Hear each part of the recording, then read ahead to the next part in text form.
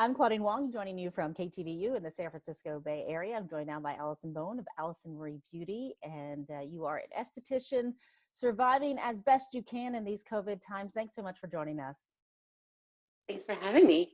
So how are you hanging in there? Let's talk about that, because certainly yours is a business that was dramatically affected through all of this. You closed your doors as you were required to, and I think, were you comfortable at that time closing your doors? And how long in your head did you think that would last? I was comfortable closing my doors because the week before the shelter in place was issued, I noticed a lot of clients started canceling their appointments. I think clients saw what was going on around the world and were getting a little nervous. So if they had a cough or a sneeze or even thought they had a fever, they were afraid they had COVID and didn't want to come in. So it definitely was an appropriate time, but I thought that we'd be closed for 3 weeks, which Three was the weeks. original, right? So I thought, oh, it's going to be like an extended vacation. It's just a few weeks off. I'll manage. And here we are, 8, 9 weeks later, and no end in sight for salons and spas. And certainly that has changed a lot in terms of how you think about it, how it's going to look. Tell us about your business, just kind of how it's set up in terms of, your location and how long you've been in business, and really kind of procedurally what it looks like for you on a normal day in the old normal that we knew. Sure. So I have a small skincare studio in Brentwood, California, and I come in each day, do facials and brows on my clients. And so it's definitely a very hands-on type of service. My clients come in, they're with me anywhere from half an hour to 90 minutes. And, it's a place for them to relax and unwind and just feel better about themselves and go back out into their day, more confident and more relaxed. And so it's a service that definitely is needed right now. And it's so hard to not be able to provide my clients, that hands-on touch. Now, we look at everything differently, right? So we look at this video and we can see, for people who've never had a facial or been to a point, it's very relaxing, but you're also very close. I don't know how, difficult it is to do that work when you're not close to them. Are you nervous at all in terms of, you talked about your customers being nervous, for you, were you comfortable with the shutdown as well, because you're taking care of yourself, and we just saw pictures of your children. I mean, you have a family as well. Right. At the beginning, I was very confident that we needed to be closed, and I didn't want to be in such a close quarters with my clients too. There's really no way to do a facial or to do brows being 6 feet apart. So even if I'm wearing a mask and my client's wearing a mask, we're still going to be, less than 6 feet apart.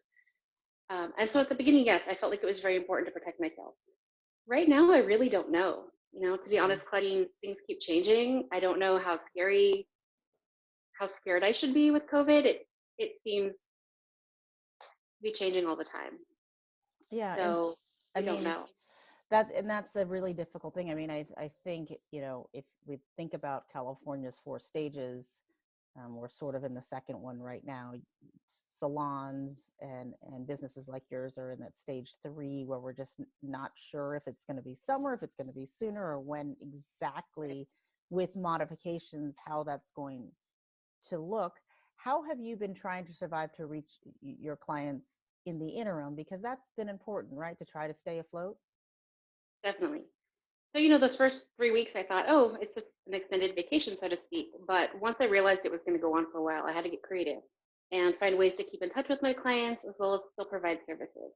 So I've offered at-home facial kits. I've offered Zoom facials, virtual skincare consultations where I can guide people through their skincare challenges. I can't be hands-on with them, but I can still do porch deliveries and drop off their How has that products. worked? I mean, you have to get people into a different space of that, right? So these were your Zoom facial parties. How have people responded to that? People were very interested in the at-home facial kit, and I think they liked being able to take it into their own hands. Some of them would even Zoom or jump on FaceTime with their girlfriends or sisters and do it.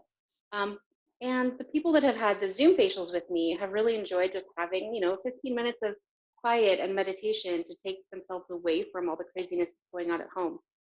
So It's many hard to moms. know when you send that stuff too, how to for people to do it correctly, right? Usually they just close their eyes and let you, you take the wheel and they don't have to worry about how long something stays on or different products or why they're using this or that or the other. And now I think I see that with people who, are getting coloring hair kits from their stylists. They sort of know how to use them because they've had them done on, but they don't really know. I mean, I think that's the guided facial part.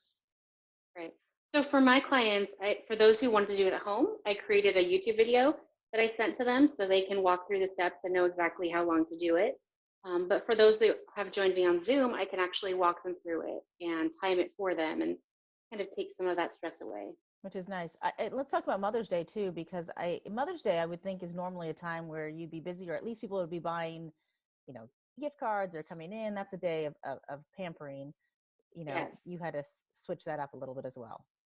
definitely. Mother's Day is a big time for the spa industry. People send their moms in for facials or they buy gift certificates. And so, that wasn't available this year. So I decided to create customized gift baskets.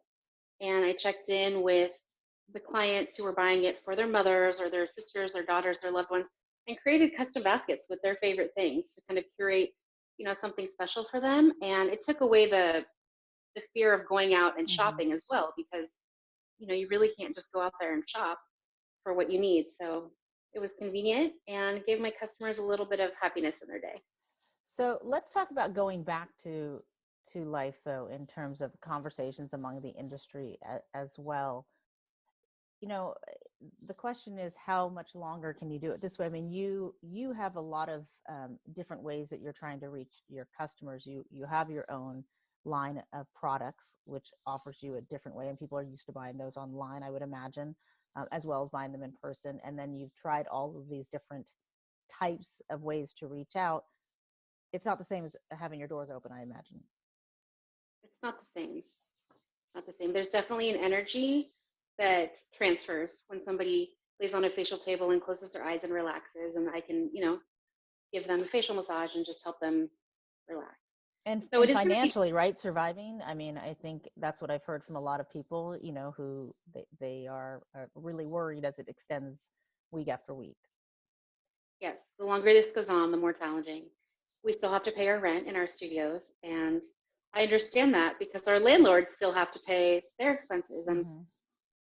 it's just, one big pyramid that we all rely on each other. Yeah. And so how hard is it to stay in, and are you seeing among the industry, because I imagine you're among industry groups as well, how people are finding a way to stay positive, that figuring out a way to make that work.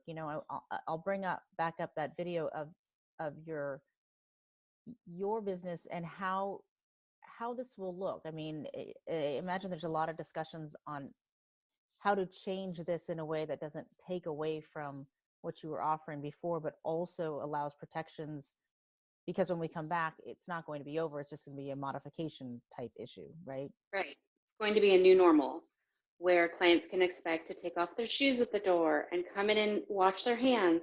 They may have to lay on disposable sheets or, a table that has no sheets or blankets at all so that we can sanitize between every client.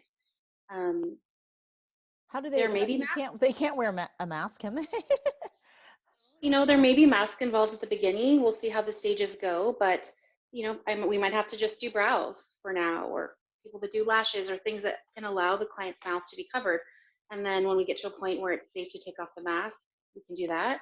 I've also seen people in the industry talking about wearing face shields, which you had a picture on there earlier, or even these little, acrylic displays that go over the client's head and kind of create them in this little cocoon.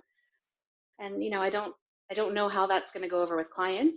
It's definitely going to Yeah. be a different experience. I mean, we have seen that. I think nail salons have talked about having those plexiglass in where only their hands come through, and I Right.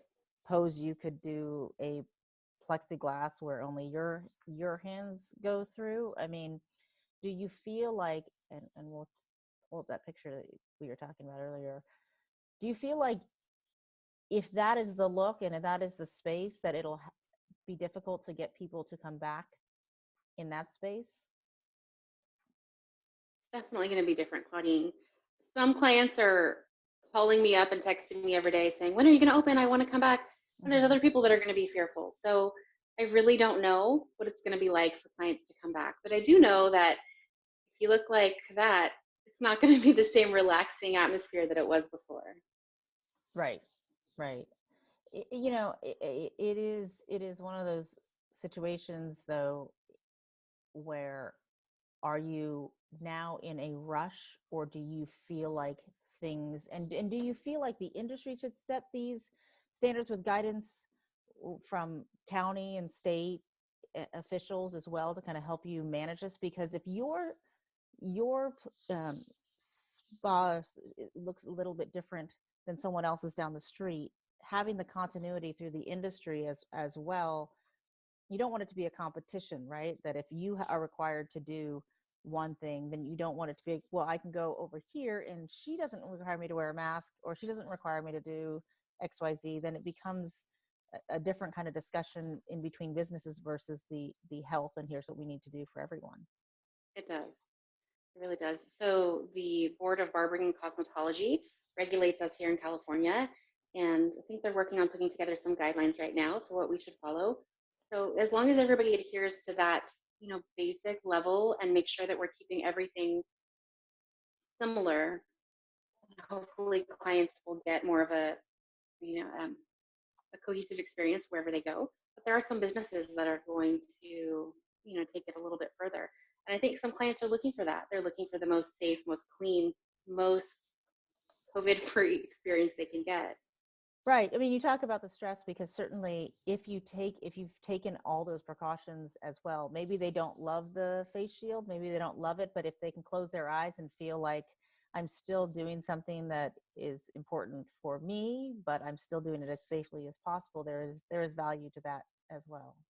Definitely. I'm hoping once we turn the lights down, turn the spa music up, they hear my relaxing voice, it'll, send them back into a little bit of what they used to feel when they came to see me. Yeah, they won't notice the shield anymore. Their eyes are closed, right? They'll smell the aromatherapy and they'll be getting the treatment and it'll be better.